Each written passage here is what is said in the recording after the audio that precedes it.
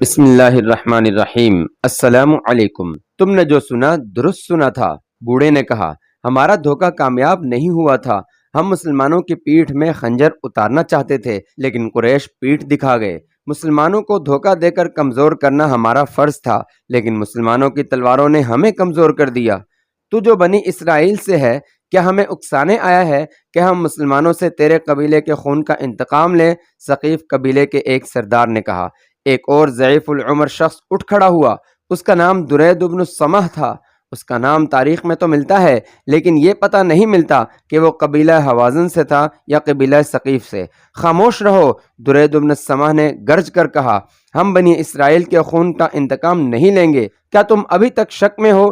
کیا تم ابھی تک نہیں سمجھ سکے کہ ہم نے مسلمانوں پر حملہ کر کے ان کا خون اپنی تلواروں کو نہ پلایا اور ان کے زخمیوں کو گھوڑے تلے نہ روندا، تو وہ ہمیں بھی قتل کر کے تمہاری بیٹیوں کو، تمہاری بہنوں کو اور تمہاری بیویوں کو اپنی لونڈیاں اور ہمارے بچوں کو اپنا غلام بنا لیں گے، اس سے پہلے کہ ان کے گھوڑے طائف کی گلیوں میں ہنہنائیں۔ کیا یہ اچھا نہیں ہوگا کہ ہمارے گھوڑے ان کی لاشوں کو مکہ کی گلیوں میں کچلتے پھریں؟ مالک بن عوف نے جوش سے لرزتی ہوئی آواز میں کہا، بنی اسرائیل کا یہ بزرگ ہماری پناہ میں آیا ہے۔ اس نے اپنے قبیلے کا جو انجام بتایا ہے، میں تمہیں اس انجام سے بچانا چاہتا ہوں۔ اٹھو اور لات کے نام پر حلف اٹھاؤ کہ ہم محمد صلی اللہ علیہ وسلم اور اس کے تمام پیروکاروں کو، جنہوں نے مکہ کے تمام بت توڑ ڈالے ہیں، ختم کر کے اپنی عورتوں کو اپنے منہ دکھائیں گے۔ اس زمانے میں جب اسلام کی کرنیں مکہ میں پھیل رہی تھیں، عرب میں بت پرستی عام تھی۔ وہ خدا کو بھی مانتے تھے، لیکن خدا تک رسائی حاصل کرنے کے لیے وہ بتوں کے آگے ہاتھ پھیلاتے تھے۔ ان کا عقیدہ تھا کہ بتوں کو راضی کیے بغیر خدا کو راضی نہیں کیا جا سکتا۔ بتوں کی خوشنودی کے لیے وہ کچھ رسمیں ادا کیا کرتے تھے۔ طائف کے علاقے میں جس بت کو پوجا جاتا تھا، اس کا نام لات تھا، جو انسانی یا حیوانی شکل کا نہیں تھا۔ وہ بہت بڑا پتھر تھا جسے چٹان کہا جا سکتا ہے۔ یہ چٹان باقاعدہ مربع شکل کی تھی۔ بعض مورخوں نے لکھا ہے کہ یہ مربع شکل کا قدرتی طور پر بنا ہوا چبوترا تھا، جس پر شاید کسی زمانے میں کوئی بت رکھا گیا ہو، لیکن طلوع اسلام کے دور میں یہ صرف چبوترا تھا اور ارد گرد کے قبائل اسی کو پوجتے تھے۔ جنوری 630 عیسوی کی اس رات جب قبیلہ حوازن کے سردار قبیلہ ثقیف کی دعوت پر طائف میں آئے اور مالک بن عوف اور درید بن السمح انہیں مکہ پر حملے کے لیے اکسا رہے تھے، حوازن کے ایک سردار نے مشورہ دیا کہ کاہن کو بلا کر فال نکلوائی جائے کہ ہمارا حملہ کامیاب ہوگا کہ نہیں۔ یہ فال تیروں کے ذریعے نکالی جاتی تھی، جسے ازلام کہتے تھے۔ بہت سے تیر اکٹھے رکھے ہوتے تھے، کسی پر ہاں لکھا ہوتا تھا، کسی پر نہیں۔ بت کا کوئی مجاور یا کاہن مذہبی پیشوا اس ترکش سے ایک تیر نکالتا اور دیکھتا تھا کہ اس پر ہاں لکھا ہے یا نہیں۔ یہ فال کا جواب ہوتا تھا۔ مجاور کی نسبت کاہن کو بہتر سمجھا جاتا تھا۔ کاہن دانشمند ہوتے تھے، ان کے پاس پر اثر اور دل میں اتر جانے والے الفاظ کا ذخیرہ ہوتا تھا، اور ان کے بولنے کا انداز تو ہر کسی کو متاثر کر لیتا تھا۔ کاہن فال نکالے بغیر مستقبل کی من گھڑت خبریں دیا کرتے اور لوگ انہیں سچ مانا کرتے تھے۔ اگلی صبح حوازن اور ثقیف کے سردار ایک کاہن کے سامنے بیٹھے ہوئے تھے۔ ان میں سے کسی نے ابھی بات بھی نہیں کی تھی کہ کاہن بول پڑا، اگر میں غیب کی خبر دے سکتا ہوں اور آنے والے وقت میں بھی جھانک کر بتا سکتا ہوں کہ کیسا ہوگا اور کیا ہوگا، تو کیا میں یہ نہیں بتا سکوں گا کہ تمہارے دلوں میں کیا ہے؟ اس نے کہا، تم اپنی زبانوں کو ساکن رکھو اور میری زبان سے سنو کہ تم کیا کہنے آئے ہو۔ تم جس دشمن پر حملہ کرنے جا رہے ہو، وہ یوں سمجھو کہ سویا ہوا ہے۔ اس نے مکہ پر قبضہ کیا ہے اور وہاں کے انتظامات سیدھے کر رہا ہے۔ وہ اپنی بادشاہی کی بنیادیں پکی کر رہا ہے۔ مکہ میں اس کے دشمن بھی موجود ہیں۔ ہر کسی نے محمد صلی اللہ علیہ وسلم کا مذہب قبول نہیں کیا۔ مقدس کاہن درید بن السمح نے کہا، ہمیں یہ بتا کہ ہم محمد صلی اللہ علیہ وسلم کو خبر ہونے سے پہلے اس کو دبوچ سکتے ہیں؟ کیا ہمارا اچانک حملہ مکہ کے مسلمانوں کو گھٹنوں بٹھا سکے گا؟ کاہن نے آسمان کی طرف دیکھا، کچھ بڑبڑایا اور بولا، آنے والے وقت کے پردوں کو چاک کر کے دیکھا ہے۔ تمہارا حملہ اچانک ہوگا۔ مسلمانوں کو اس وقت پتہ چلے گا جب تمہاری تلواریں انہیں کاٹ رہی ہوں گی۔ کون ہے جو برستی تلواروں میں سنبھل کر اپنے آپ کو بچانے کی ترکیب کر سکتا ہے؟ یہی وقت ہے، یہی موقع ہے۔ مسلمان اگر سنبھل گئے تو تم اپنے ارادوں میں کامیاب نہیں ہو سکو گے۔ پھر مسلمان تمہارے گھروں تک تمہارا پیچھا کریں گے اور تمہارے خزانوں کو اور تمہاری عورتوں کو تمہاری لاشوں کے اوپر سے گزار کر اپنے ساتھ لے جائیں گے۔ ازلام کی ضرورت نہیں، لات نے اشارہ دے دیا ہے اور پوچھا ہے کہ مجھے پوجنے والوں کی تلواریں ابھی تک نیاموں میں کیوں ہیں؟ کوئی قربانی؟ ایک سردار نے پوچھا۔ حام، کاہن نے کہا، ایک حام اگر ہے تو دے دو، نہیں ہے تو اپنے قبیلے سے کہو کہ پیٹھ نہ دکھائیں، اپنے خون کی اور اپنی جانوں کی قربانی دیں، حام کی تلاش میں وقت ضائع نہ کریں۔ جاؤ، میں نے تمہیں خبر دے دی ہے، مکہ میں مسلمان دوسرے کاموں میں مصروف ہیں، وہ لڑنے کے لیے تیار نہیں، یہ وقت پھر نہیں آئے گا۔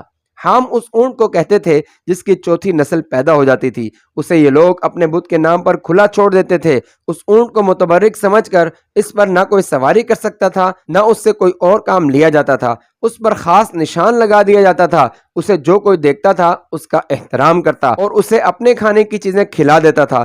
جب حوازن اور ثقیف کے سردار کاہن کی آشیرواد لے کر چلے گئے تو کاہن اندرونی کمرے میں چلا گیا۔ وہاں وہ بوڑھا یہودی بیٹھا تھا جسے گزشتہ رات ضیافت کے دوران مالک بن عوف نے اشارے سے کہا تھا کہ وہ سب کو بتائے کہ محکومی اور غلامی کیا ہوتی ہے۔ میں نے تمہارا کام کر دیا ہے، کاہن نے اسے کہا، اب یہ لوگ مکہ کی طرف کوچ میں تاخیر نہیں کریں گے، کیا انہیں کامیابی حاصل ہوگی؟ بوڑھے یہودی نے کہا، کامیابی کا انحصار ان کے لڑنے کے جذبے اور عقل پر ہے۔ کاہن نے کہا، اگر انہوں نے صرف جوش اور جذبے سے کام لیا اور عقل کو استعمال نہ کیا تو محمد صلی اللہ علیہ وسلم کی عسکری قابلیت انہیں بہت بری شکست دے گی۔ میرا انعام، تمہارا انعام ساتھ لایا ہوں۔ بوڑھے یہودی نے اپنے چوغے کے اندر ہاتھ ڈال کر سونے کے 2 ٹکڑے نکالے اور کاہن کو دے دیے۔ میں تمہیں ایک بات بتا دینا چاہتا ہوں، کاہن نے کہا، میں نے تمہارے کہنے پر ان لوگوں کو کہا ہے کہ فوراً حملہ کریں، لیکن ان سرداروں میں سمجھ بوجھ ہے، حالات کو سمجھ لیتے ہیں۔ ان کا بوڑھا سردار درید بن السمح پہلے سے جانتا تھا کہ مسلمان مکہ میں ابھی جم کے نہیں بیٹھ سکے، ان کے سامنے اور بہت سے مسئلے ہیں، ان پر حملے کے لیے یہی وقت موزوں ہے۔ حوازن اور ثقیف کے سردار اپنے ارادے کی تصدیق کے لیے میرے پاس آئے تھے، اچھا ہوا کہ ان سے پہلے تم چوری چھپے میرے پاس آ گئے تھے۔ میرا مقصد صرف یہ ہے کہ مسلمانوں کو ختم کیا جائے، بوڑھے یہودی نے کہا۔ مورخ لکھتے ہیں کہ حوازن اور ثقیف 2 طاقتور قبیلے تھے۔ مسلمانوں نے مکہ فتح کر لیا تو ان دونوں قبیلوں کو یہ خطرہ محسوس ہوا کہ دونوں کے لوگ الگ الگ بستیوں میں رہتے ہیں اور بستیوں کی تعداد زیادہ ہے اور یہ ایک دوسرے سے دور دور بھی ہیں۔ مسلمان ہر بستی پر قابض ہو کر دونوں قبیلوں کو ٹکڑے ٹکڑے کر دیں گے۔ انہوں نے سوچا کہ قبیلوں کو متحد کر کے مسلمانوں پر حملہ بول دیا جائے۔ دونوں قبیلے لڑنے والے آدمیوں کو ساتھ لے کر حنین کے قریب اوتاس کے مقام پر لے گئے۔ ان کے سرداروں نے چھوٹے چھوٹے کئی اور قبائل کو اس قسم کے پیغام بھیج کر کہ مسلمان ان کی بستیوں کو تباہ و برباد کرنے کے لیے آ رہے ہیں، اپنے اتحادی بنا لیا تھا۔ اس متحدہ لشکر کی تعداد 12,000 ہو گئی تھی۔ اس کا سپہ سالار مالک بن عوف تھا۔ اس نے لشکر کے ہر آدمی کو اجازت دے دی تھی کہ وہ اپنے بیوی بچوں اور مویشیوں کو ساتھ لے آئے۔ اس نے اس اجازت کا جواز یہ پیش کیا تھا کہ مکہ کا محاصرہ بہت لمبا بھی ہو سکتا ہے، اگر ایسا ہوا تو لشکریوں کو اپنے بیوی بچوں اور مویشیوں کا غم نہ ہوگا کہ معلوم نہیں کیسے ہوں گے۔ اس اجازت سے تقریباً سب نے فائدہ اٹھایا تھا۔ اس طرح جتنا لشکر لڑنے والوں کا تھا، اس سے کہیں زیادہ تعداد عورتوں اور بچوں کی تھی۔ اونٹ بھی بے شمار تھے۔ درید بن السمح بہت بوڑھا تھا، وہ میدان جنگ میں جانے کے قابل نہیں تھا، لیکن لڑنے اور لڑانے کا جو تجربہ اسے تھا اور کسی کو نہیں تھا۔ سپہ سالار مالک بن عوف کو بنایا گیا تھا، لیکن اس میں خوبی صرف یہ تھی کہ وہ بہت جوشیلا تھا۔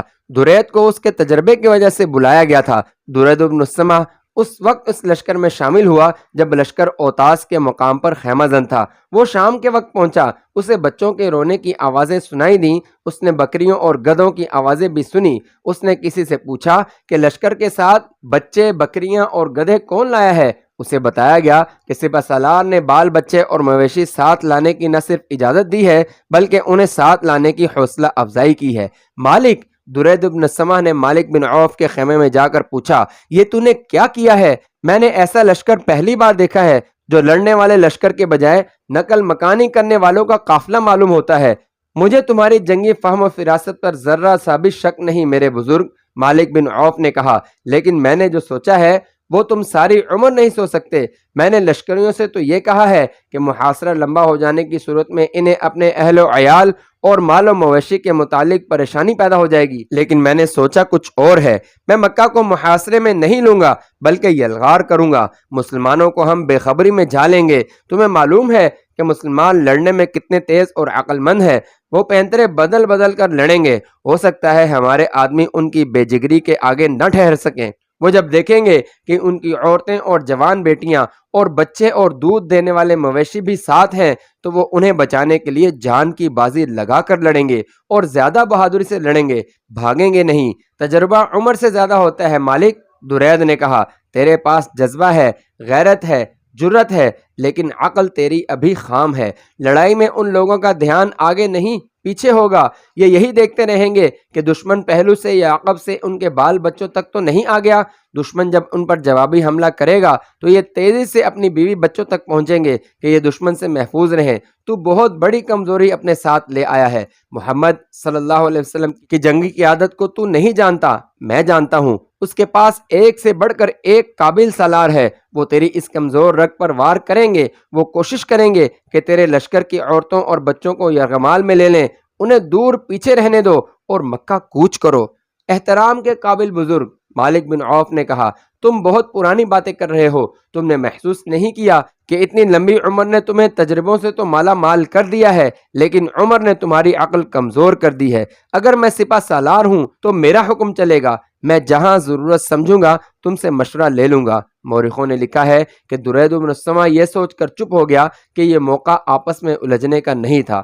تم لشکر سے کچھ اور کہنا چاہتے ہو تو کہہ دو، مالک بن عوف نے کہا۔ جو کام مجھے کرنا ہے وہ میں تمہیں بتائے بغیر کروں گا۔ مجھ میں لڑنے کی طاقت نہیں رہی، درید نے کہا۔ لڑا سکتا ہوں۔ اس نے اپنے خیمے میں جا کر قبیلے کے سرداروں کو بلایا اور اتنا ہی کہا، جب حملہ کرو گے تو تمہارا اتحاد نہ ٹوٹے۔ تمام لشکر سے کہہ دو کہ حملے سے پہلے تلواروں کی نیامیں توڑ کر پھینک دیں۔ عربوں میں یہ رسم تھی کہ لڑائی میں جب کوئی اپنی نیام توڑ دیتا تھا تو اس کا مطلب یہ ہوتا تھا کہ یہ شخص لڑتا ہوا جان دے دے گا، پیچھے نہیں ہٹے گا اور شکست نہیں کھائے گا۔ نیام توڑنے کو وہ فتح یا موت کا اعلان سمجھتے تھے۔ کسی بھی تاریخ میں ایسا اشارہ نہیں ملتا کہ درید بن السما نے قبیلے کے سرداروں سے کہا ہو کہ وہ اپنے اہل و عیال کو اوتاس میں ہی رہنے دیں، لیکن دو مورخوں نے لکھا ہے کہ لڑائی کے وقت صرف حوازن قبیلہ تھا جس نے اپنی عورتوں، بچوں اور بکریوں وغیرہ کو اپنے ساتھ رکھا تھا۔ یہ دوسرا موقع تھا کہ اتنے زیادہ قبیلوں کی متحدہ فوج مسلمانوں کو تہس نہس کرنے آ رہی تھی۔ اس سے پہلے جنگ خندق میں اتنے زیادہ قبیلے مسلمانوں کے خلاف متحد ہوئے تھے۔ اب مالک بن عوف اس امید پر متحدہ فوج کو لے کر جا رہا تھا کہ وہ مکہ پر اچانک ٹوٹ پڑے گا۔ اس لشکر کو اب اوتاس سے مکہ کو کوچ کرنا تھا اور اس کوچ کی رفتار بہت تیز رکھنی تھی۔ اوتاس میں لشکر کا قیام اس لیے زیادہ ہو گیا تھا کہ دوسرے قبیلوں کو وہاں اکٹھا ہونا تھا۔ اگر اس لشکر میں صرف لڑنے والے ہوتے تو لشکر فوراً مکہ کی طرف پیش قدمی کر جاتا۔ اس میں عورتیں اور بچے بھی تھے اور ان کا سامان بھی تھا، اس لیے وہاں سے کوچ میں خاصی تاخیر ہو گئی۔ اس دوران مکہ کی گلیوں میں ایک للکار سنائی دی، مسلمانوں ہوشیار، تیار ہو جاؤ۔ وہ ایک شتر سوار تھا جو رسول اکرم صلی اللہ علیہ وسلم کے گھر کی طرف جاتے ہوئے اعلان کرتا جا رہا تھا، خدا کی قسم میں جو دیکھ کے آیا ہوں وہ تم میں سے کسی نے نہیں دیکھا، کیا شور مچاتے جا رہے ہو؟ کسی نے اسے کہا، رکو اور بتاؤ کیا دیکھ کر آئے ہو؟ رسول اللہ صلی اللہ علیہ وسلم کو بتاؤں گا، وہ کہتا جا رہا تھا، تیار ہو جاؤ، حوازن اور ثقیف کا لشکر۔ رسول کریم صلی اللہ علیہ وسلم کو اطلاع مل گئی کہ حوازن اور ثقیف کے قبیلوں کے ساتھ دوسرے قبیلے کے ہزاروں لوگ اوتاس کے قریب خیمہ زن ہیں اور ان کا ارادہ مکہ پر حملہ کرنے کا ہے اور وہ کوچ کرنے والے ہیں۔ تاریخوں میں اس شخص کا نام نہیں ملتا جس نے اوتاس میں اس متحدہ لشکر کو دیکھا اور یہ بھی معلوم کر لیا تھا کہ لشکر کا ارادہ کیا ہے۔ مورخوں نے اتنا ہی لکھا ہے کہ رسول کریم صلی اللہ علیہ وسلم کو قبل از وقت غیر مسلم قبیلوں کے اجتماع کی خبر مل گئی۔ ان مورخوں کے مطابق اور بعد کے مبصروں کی تحریروں کے مطابق رسول اکرم صلی اللہ علیہ وسلم کی خواہش اور کوشش یہ تھی کہ جنگ و جدل سے گریز کیا جائے اور ان غیر مسلموں کو جو آپ صلی اللہ علیہ وسلم کو اور مسلمانوں کو دشمن سمجھتے تھے اور آپ صلی اللہ علیہ وسلم کے خلاف سازشیں تیار کرتے رہتے تھے، انہیں خیر سگالی اور بھائی چارے کے پیغام دیے جائیں۔ اس خواہش اور کوشش کے علاوہ جنوری 630 عیسوی میں حضور صلی اللہ علیہ وسلم لڑنے کی پوزیشن میں نہیں تھے کیونکہ آپ صلی اللہ علیہ وسلم نے مکہ کو چند ہی دن پہلے اپنی تحویل میں لیا تھا اور شہر کے انتظامات میں مصروف تھے۔ حضور صلی اللہ علیہ وسلم کو مشورے دیے گئے کہ شہری انتظامات کو ملتوی کر کے دفاعی انتظامات کی طرف فوری توجہ دی جائے اور دشمن کے حملے یا محاصرے کا انتظار کیا جائے۔ رسول اللہ صلی اللہ علیہ وسلم نے مشورہ دینے والوں سے یہ کہہ کر ان کا مشورہ مسترد کر دیا کہ ہم یہاں دفاعی مورچے بنا کر ان میں بیٹھ جائیں اور وہ شہر کو محاصرے میں لے لیں تو یہ دشمن کو دعوت دینے والی بات ہوگی کہ مسلسل خطرہ ہمارے سروں پر بیٹھا رہے۔ ہو سکتا ہے کہ دشمن سیدھی یلغار بھی کر دے۔ اس دور کی مختلف تحریروں سے صاف پتہ چلتا ہے کہ رسول کریم صلی اللہ علیہ وسلم نے یہ اصول وضع کیا اور مسلمانوں کو ذہن نشیں کرایا تھا کہ دشمن اگر اپنے گھر بیٹھ کر ہی للکارے تو اس کی للکار کا جواب ٹھوس طریقے یعنی عملی طریقے سے دو۔ دوسرا یہ کہ دشمن کی نیت اور اس کے عزائم کا علم ہو جائے تو اپنی سرحدوں کے اندر بیٹھ کر اس کا انتظار نہ کرتے رہو، اس پر حملہ کر دو۔ اور حضور صلی اللہ علیہ وسلم نے اپنی امت کو تیسرا اصول یہ دیا کہ ہر وقت تیاری کی حالت میں رہو اور دشمن کو احساس دلا دو کہ وہ تمہیں للکارے گا یا تمہارے لیے خطرہ بننے کی کوشش کرے گا تو تم بجلی کی طرح اس پر کودو گے۔